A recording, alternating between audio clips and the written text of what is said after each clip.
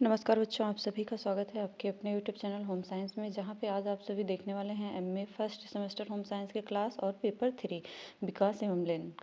ठीक है, पेपर 3 है विकास एवं लिंक। जैसा कि आप सबको पता है, आप सबका पेपर नज़दीक है, कल ही पेपर है, इसलिए आज की ये मैराथन क्लास बहुत इंपॉर्टेंट होने वाली है, जो आपके पेपर में बहुत हेल्प करने वाली है। ठीक है, लास्ट तक बने रहिएगा, बीच में बिल्कुल स्किप मत करिएगा, क्योंकि सारे प्रश्न इंपॉर्टेंट होते हैं। और आगे बढ़ते हैं, टाइम वेस्ट नहीं करेंगे। देखते हैं, पहला प्रश्न आपकी स्क्रीन पर आ चुका है। रूढ़िबद्धता के प्रकार बताइए। पहला प्रश्न है, रूढ़िबद्धता के प्रकार बताइए, रूढ़िबद्धता की समाप्ति के उपाय बताइए। ठीक है, अब आइए जानते हैं रूढ़िबद्धता के प्रकार, टाइप ऑफ स्टेरियोटाइपिंग।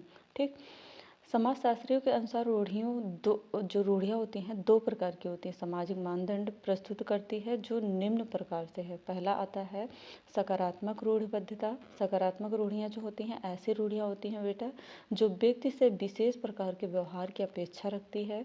उदाहरण है तो जीवन में ईमानदारी रखो, माता पिता का आदर करो इत्यादि सकारात्मक रूढ़ियाँ। ठीक है, ये सभी सकारात्मक रूढ़िबद्धता आती है। नेक्स्ट आता है नकारात्मक, जिसे हम कहते हैं निषेधात्मक, जिसे निगेटिव कहते हैं ना, रूढ़िबद्धता। इसमें ये आते हैं कि नकारात्मक में जो सकारात्मक रूढ़ियाँ होती हैं उसके विपरीत होते हैं। ठीक है, उसी का नेगेटिव मान लो, उसी का उल्टा करना है। जैसे उसमें बताया गया माता पिता की रिस्पेक्ट करना, यहाँ पे नहीं करना है। ठीक है, निषेधात्मक रूढ़ियाँ वर्जना टाबू के रूप में हमें कुछ विशिष्ट व्यवहार करने से रोकती हैं। जैसे उदाहरण, चोरी नहीं करनी चाहिए, वेश्यावृत्ति से दूर रहना चाहिए तथा सट्टेबाजी नहीं करनी चाहिए इत्यादि, ये सभी आती है। ठीक है, इसको रोकते भी हैं। अतएव यह कह सकते हैं कि रूढ़ियों में नैतिकता का पर्याप्त प्रभाव रहता है एवं इनका पालन करना भी सामाजिक दृष्टि से महत्वपूर्ण माना जाता है। ठीक है, अतः अतिथि का आदर करना, स्त्रियों से आदरपूर्वक व्यवहार करना इत्यादि रूढ़ियों के ही उदाहरण हैं, जिनका पालन सांस्कृतिक मान्यताओं के अनुरूप करना व्यक्ति के लिए महत्वपूर्ण माना जाता है। नेक्स्ट आता है रूढ़िबद्धता की समाप्ति के उपाय, मेजर्स टू एंड स्टेरियोटाइप। ठीक है, रूढ़िबद्धता को समाप्त करना सरल नहीं है, इसके लिए कई स्तरों पर कार्य करना होगा। सभी अभिकरणों को एकजुट होना पड़ेगा तथा दीर्घकालिक समय अवधि को लेकर चलना होगा। इसकी समाप्ति हेतु कुछ उपाय निम्नवत हैं। पहले अभी समाप्ति भी पढ़ना, मान लो आपके पेपर में आ जाता है रूढ़िबद्धता की समाप्ति के उपाय बताइए, तो आंसर यही होगा। ठीक है, शिक्षा का व्यापक रूप से प्रसार प्रचार करना, प्रौढ़ शिक्षा तथा बालिका शिक्षा पर विशेष बल देना। नेक्स्ट आता है शिक्षा प्रणाली के दोषों को दूर कर इसे जीवन उपयोगी तथा व्यावसायिक बनाना। उसके बाद आता अव्यय तथा अवरोधन में कमी लाना। उसके बाद पृथक बालिका विद्यालयों और इन विद्यालयों की गुणवत्ता पर विशेष बल देना। उसके बाद आता रूढ़िबद्धता के विरुद्ध जागरूकता फैलाना तथा इस कार्य में प्रौढ़ महिलाओं की सहायता प्रदान प्राप्त करना। उसके बाद नेक्स्ट आता वैज्ञानिकता को, जो वैज्ञानिकता पूर्ण दृष्टिकोण का विकास करके रूढ़िबद्धता पर लगाम कसना। उसके बाद आता बालकों तथा बालिकाओं के मध्य भेदभाव मिटाने के लिए उनके कार्य क्षेत्रों का पृथकीकरण न करना। उसके बाद आता बालिकाओं को अपनी रुचियों के अनुरूप विषय चयन करने तथा कार्य करने की छूट प्रदान करना। ठीक है, सामाजिक सुरक्षा का वातावरण सृजित करना, विद्यालय पाठ्यक्रम तथा पाठ्य सहगामी क्रियाओं का आयोजन इस प्रकार करना कि भेदभाव की भावना ही न पनपने पाए। नेक्स्ट आता रूढ़िबद्धता के विरुद्ध कानूनी प्रयासों में तीव्रता लाना और जो कानून बने हैं उन्हें त्वरित और सख्ती से पालन करना। उसके बाद आता लिंगीय भेदभाव तथा रूढ़िबद्धता की समाप्ति के लिए अच्छे साहित्य का प्रबंधन गांव में होना चाहिए। उसके बाद आता है जनसंचार के अभिकरणों द्वारा इसके खिलाफ प्रसार प्रचार होना चाहिए। ठीक है, लिंगीय भेदभाव तथा रूढ़िबद्धता की समाप्ति हेतु शिक्षण संस्थाओं द्वारा सामुदायिक सेवा कार्यक्रमों का आयोजन किया जाना चाहिए। समाज को आर्थिक रूप से गतिशील तथा सशक्त बनाकर रूढ़ियों को समाप्त किया जाना चाहिए। औपचारिक तथा अनौपचारिक सभी प्रकार के अभिकरणों से सहायता प्राप्त करके। ठीक है, अभी कई प्रश्न हैं। ठीक, ये सारे हुए रूढ़िबद्धता से, क्योंकि रूढ़िबद्धता से प्रश्न बनता है और रूढ़िबद्धता के प्रकार पूछता है, तो ये भी जान गए तथा रूढ़िबद्धता की समाप्ति क्या है और इसके उपाय क्या है। ठीक है, तो बेटा ये समाप्ति के उपाय आप जान लेना। ठीक है, याद रखना। ठीक, पेपर में पूछा जाएगा। जैसा कि आप सब जानते हैं, जो पढ़ाते हैं वही आते हैं। 100% नहीं कर सकते, लेकिन 99% यकीन है जितने वीडियो हैं वो सारे आपके लिए बहुत हेल्पफुल होंगे। ठीक है, नेक्स्ट आता है मध्यकाल में महिलाओं से संबंधित कुछ ऐतिहासिक कुप्रथाओं के बारे में बताइए। मध्यकाल में महिलाओं की स्थिति, ठीक है, अब ये हेडिंग डालना, मध्यकाल में महिलाओं की स्थिति। मध्यकाल 7वीं शताब्दी के अंत में महमूद बिन कासिम ने सिंधु पर आक्रमण किया, जिसके साथ ही देश में मुसलमान शासकों का प्रभुत्व बढ़ने लगा और इसी युग में विदेशी आक्रांताओं से बचने के लिए स्त्रियां जौहर की अग्नि में भस्म होने लगीं और इस युग में अनेक कुप्रथाओं का जन्म हुआ। इनमें पर्दा प्रथा, बाल विवाह, सती प्रथा, बांझ जैसे कुरीतियों ने समाज को चारों ओर से जकड़ लिया। नेक्स्ट आता है पर्दा प्रथा, इसी में आता है मध्यकालीन, जो अभी आप पढ़े ना, मध्यकाल में महिलाओं की क्या स्थिति थी, संबंधित जो कुप्रथाएं हैं। पहली कुप्रथा आती है पर्दा प्रथा। ठीक है, मुगलों के आगमन के पश्चात सुरक्षा की दृष्टि से कुछ कुलीन वर्ग के लोगों ने पर्दा प्रथा को अपनाया।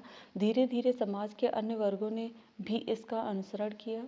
नेक्स्ट आता बाल विवाह। यद्यपि कुछ इस कुरीति का प्रारंभ बहुत पहले हो चुका था, तथापि मध्यकाल में यह वैरवता की स्थिति था। बाल्यावस्था में विवाह के कारण अधिकांश लड़कियों के प्रथम प्रसव काल में ही मृत्यु हो जाती थी। बाल्यावस्था में स्त्रियों का विधवा हो जाना उनके संपूर्ण जीवन के लिए अभिशाप बन जाता था। ठीक है, बाल्य विवाह एक कुप्रथा थी। विधवाओं की स्थिति, कम आयु के बच्चों का विवाह अधेड़ तथा वृद्ध से होना आम बात थी, जिनके कारण समाज में विधवाओं की संख्या बढ़ने लगी। समाज में विधवा को पुनर्विवाह का अधिकार प्राप्त नहीं था, बल्कि विधवा होने के पश्चात उन्हें धर्म सम्मत ढंग से जीवन व्यतीत करने का निर्देश दिया जाता था और इन निर्देशों में बाल मुंडवा दिया जाता था, सफ़ेद धोती पहना दी जाती, तामसी भोजन न करना, जीवन के अमोद प्रमोद से दूर रहना आदि शामिल था। कई बार विधवाएं अपने ही परिवार के पुरुष की कुदृष्टि का शिकार भी बन जाती थीं और अपनी इस स्थिति की कल्पना करते हुए कई बार स्त्रियां स्वयं ही पति की चिता में कूदकर प्राण त्याग देती थीं। ठीक है, सती प्रथा आता है इस युग में, जो ये भी एक कुप्रथा थी, क्योंकि मध्यकालीन युग में, इस युग में यह प्रथा अपने विभत्स रूप में थी। पति की चिता के साथ जलकर मरने वाली स्त्रियों का मुंडन किया जाता था। परिस्थितियां ऐसी निर्मित हो चुकी थी कि पति की मृत्यु के बाद जो पत्नी उसके साथ सती नहीं होना चाहती थी उसे निंदनीय माना जाता था, अर्थात स्वयं को पतिव्रता सिद्ध करने के लिए उनका सती होना आवश्यक था। नेक्स्ट आता है परिवार का महत्व क्या है। Importance of function of family. ठीक है, परिवार किसी भी देश का सामाजिक संरचना का ही नहीं अपितु सांस्कृतिक, आर्थिक तथा राजनीतिक इत्यादि की संरचना में महत्वपूर्ण भूमिका का निर्वहन करता है। कोई भी मनुष्य चाहे वह कितना भी सक्षम हो, परंतु उसे परिवार की आवश्यकता होती है।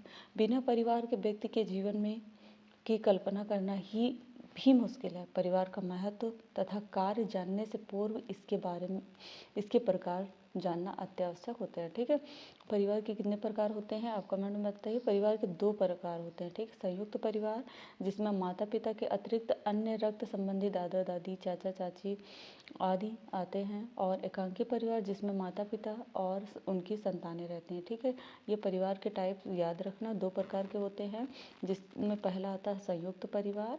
ठीक है, दूसरा आता है एकांकी परिवार, याद रखना, जिसमें माता पिता और उनकी संतानें रहती हैं, और इसमें क्या होता है दादा दादी माता पिता सभी रहते हैं, चाचा चाची रहते हैं। ठीक, वर्तमान में आर्थिक गतिविधियों के परिणाम स्वरूप एकांकी परिवारों का प्रचलन बढ़ा है। ठीक है, आर्थिक तथा सामाजिक आदि गतिविधियों के आधार पर भी हम गतिशील परिवर्तन परिवार अर्थात जो समय के साथ साथ चलते हैं और परिवर्तनशील हैं। दूसरे रूढ़िवादी परिवार जो समय के साथ साथ अपने मान्यताओं, सोच तथा दृष्टिकोण में परिवर्तन नहीं लाते हैं। इसी कारण इस प्रकार के परिवार पीछे रह जाते हैं। परिवार चाहे जिस प्रकार का भी हो, उसका महत्व बालक के जीवन में समाज और राष्ट्र के लिए अत्यधिक आवश्यक है। परिवार के महत्व का आकलन निम्न बिंदुओं के अंतर्गत प्रस्तुत किया जा सकता है। अब आइए हम जानते हैं परिवार का महत्व क्या है। इंपॉर्टेंस ऑफ परिवार मतलब फैमिली। पहला था बालक परिवार में ही उत्पन्न होता है, इस दृष्टि से परिवार महत्वपूर्ण होता है। नेक्स्ट आता बालक के पालन पोषण का कार्य परिवार में संपन्न होता है, इस दृष्टि से परिवार महत्वपूर्ण होता है। नेक्स्ट आता परिवार में रहने से रहन सहन रहन सहन, बोलचाल इत्यादि की शिक्षा मिलती है, अतः यह जीवन की प्राथमिक पाठशाला के रूप में जाना जाता है। परिवार में संवेगात्मक तथा मनोवैज्ञानिक सुरक्षा प्राप्त होती है। ठीक है, ये सभी कहाँ मिलेंगे? परिवार में ही मिलेंगे। परिवार चारित्रिक उन्नति, व्यक्तित्व विकास तथा समुचित शिक्षा की व्यवस्था करने के कारण महत्वपूर्ण है। समाजीकरण जिसम सोशलाइजेशन की प्रक्रिया परिवार में ही संपन्न होती है। प्रेरणा तथा सीखने के लिए वातावरण का सृजन परिवार द्वारा ही किया जाता है। ठीक, नेक्स्ट आता है कर्तव्य निष्ठता, त्याग, धैर्य, ईमानदारी, सहयोग तथा परोपकार आदि गुणों का विकास परिवार में रहकर ही संभव है। परिवार बालक का स्वाभाविक विकास करने के कारण महत्वपूर्ण है। ठीक है, नेक्स्ट आता है अनुशासन की नींव परिवार से ही पड़ती है। अगर फैमिली में अनुशासन की नींव अच्छी है तो आगे चल के जो बच्चा रहेगा वो अनुशासन कार्य रहेगा। ठीक है, सामाजिक उत्तरदायित्व तथा देश प्रेम की भावना का विकास परिवार में ही होता है। समानता तथा न्याय के आदर्शों का विकास परिवार में ही होता है। ठीक है, परिवार में ही जाति पाति ऊंच नीच इत्यादि सकृण विचारों से मुक्त होकर उदारता की शिक्षा प्राप्त होती है। ठीक, ये सभी परिवार में ही आते हैं। ये फिर से रिपीट हो गया। ठीक है, नेक्स्ट आता है, नेक्स्ट क्वेश्चन आता है, वेरी इंपॉर्टेंट है, मुक्त शिक्षा से क्या तात्पर्य है? वेरी इंपॉर्टेंट, मुक्त शिक्षा जिसे हम ओपन एजुकेशन कहते हैं, ये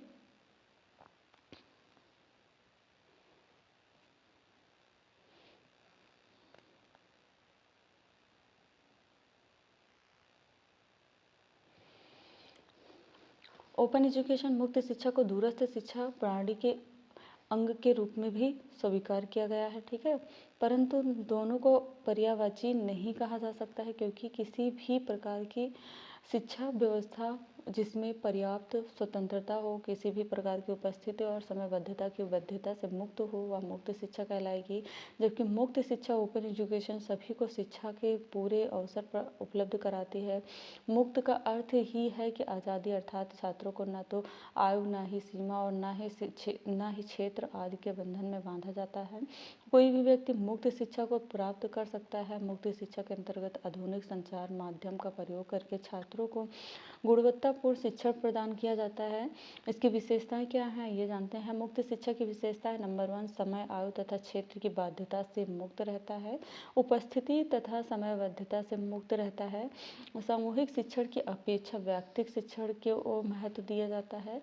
व्यावसायिक तथा सामान्य दोनों ही प्रकार की शिक्षा प्रदान की जाती है। सभी स्तरों पर यह शिक्षा व्यवस्था उपलब्ध है। विषय के चयन की छूट होती है। इस प्रकार मुक्त शिक्षा व्यवस्था बदलती हुई सामाजिक आवश्यकताओं की पूर्ति में तथा व्यक्तिगत दक्षता बढ़ाने के अवसर प्रदान करने का कार्य करती है। मुक्त विश्वविद्यालय की विशेषताएं तथा कार्य मुक्त विश्वविद्यालय की विशेषताएं हैं। ठीक है, अब मुक्त विश्वविद्यालय की विशेषताएं जानते हैं। ठीक है, तथा कार्य जानते हैं। इसकी मुख्य विशेषता क्या है? मुक्त विश्वविद्यालय स्वयं अपनी डिग्री व डिप्लोमा प्रदान करने के लिए स्वशासित है। ठीक है, मान्यता प्राप्त विश्वविद्यालय है। प्रवेश प्रक्रिया तथा नियम लचीले होते हैं। समय तथा क्षेत्र आदि की सीमा नहीं होती है। पाठ्यक्रम चयन की पूरी स्वतंत्रता होती है। अत्याधुनिक संप्रेषण तकनीकी होती है, जिसे मॉडर्न कम्युनिकेशन टेक्नोलॉजी का प्रयोग किया जाता है। मेनोकॉस्ट शॉर्ट विथ। ठीक है, तो आई होप यहाँ तक आपको बहुत अच्छे से समझ में आया होगा। मिलते हैं नेक्स्ट वीडियो में नेक्स्ट टॉपिक के साथ। तब तक के लिए जय माता रानी। अच्छे से पढ़ लेना, कल पेपर में आप लोग टॉप करना। ठीक है, नेक्स्ट वीडियो शाम तक आ जाएगा।